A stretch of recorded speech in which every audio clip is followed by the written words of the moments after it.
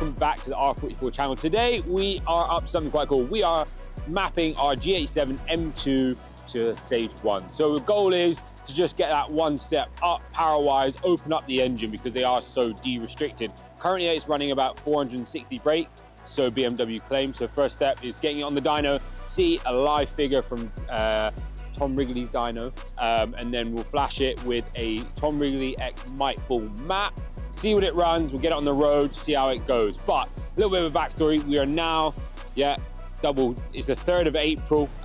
We've actually had this stage 1 map on for about 3 months, and then in 3 months we changed to a stage 2. So we've been working on this kind of platform now, the G87 M2 S55 package, since I think end of November when we went to SM Motor Show. So we've had a bit of time to push the car, give it to Dylan, give it to other work colleagues to get it tested. So we'll go into that in a bit more detail later. But anyways, let's get this on the dyno. Of course, we are at Tom Wrigley Performance. He takes care of all of our engine mapping and hardware installs and everything in between. But anyways, let's get it in the dyno.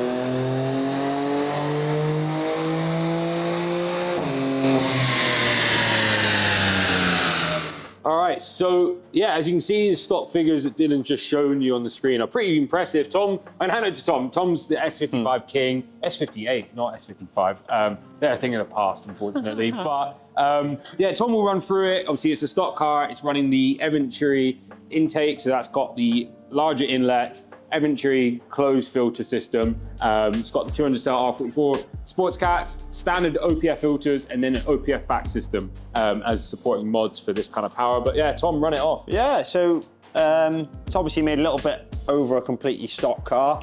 These are detuned from factory. Essentially, it's exactly the same as a G80 underneath. G80 rear wheel drive car, so same engine, turbos, gearbox, a lot. So they obviously make 510 from factory. This made 427 at the wheels. So that's a little bit over factory. I mean, yeah, obviously due to the fact it's got sports cats and... Quick one, 427.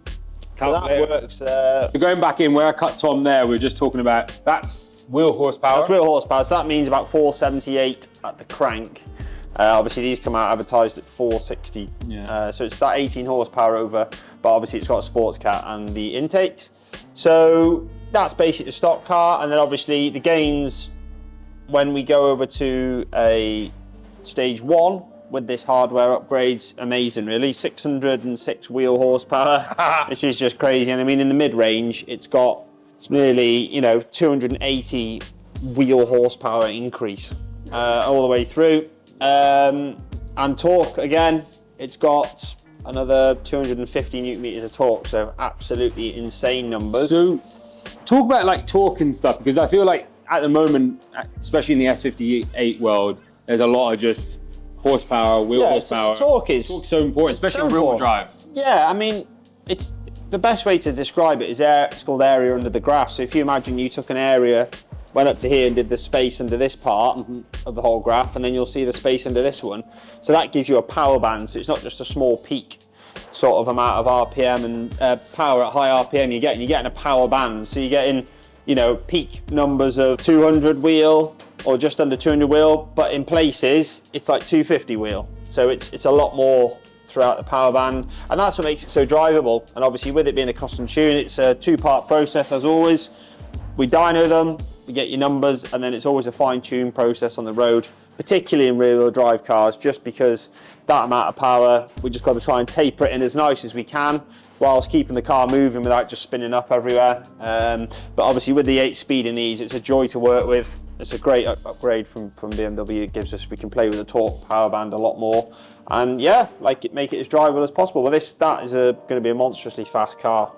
So yeah, for stage 1 with a couple of bolt-ons is insane, really, absolutely mental. So as I said at the intro, we've actually been doing this, I think, so we found out today, because we kind of forgot, we mapped this car at the last week of November last year. So we've had, it's now, at time of filming, it's Wednesday the 3rd of April. So we've had since then testing the stage 1. We then swapped to the stage 2, which will be in the next series of videos where we quickly swap out this exhaust and showcase kind of the stage 2 stuff. But we've been working with Tom and Mike behind the scenes, giving feedback, letting other people drive it, from Dylan behind the camera to myself, other team members. Tom's been at the wheel, just refining things, and then you'll see as we go into the stage 2, which will follow on in a couple of weeks, I'd say, you'll see this car, again, heavily tested stage 2, and then stage 2 we've gone into more track work, hitting the drag strip, really showcasing numbers.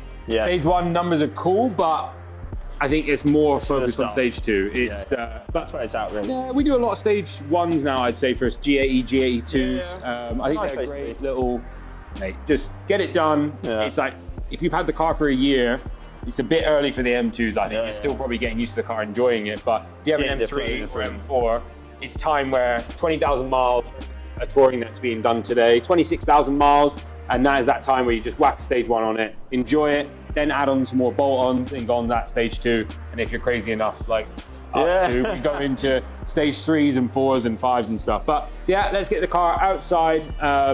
Dylan, I guess, some flybys, and then we'll wrap up this video. And make sure you check out the other videos from suspension installs, downpipe installs, catback installs, and everything else on this car. And then, of course, the stage 2, if that's something you're looking forward to, because the stage 2 is extremely, extremely impressive and some great times on the drag strip.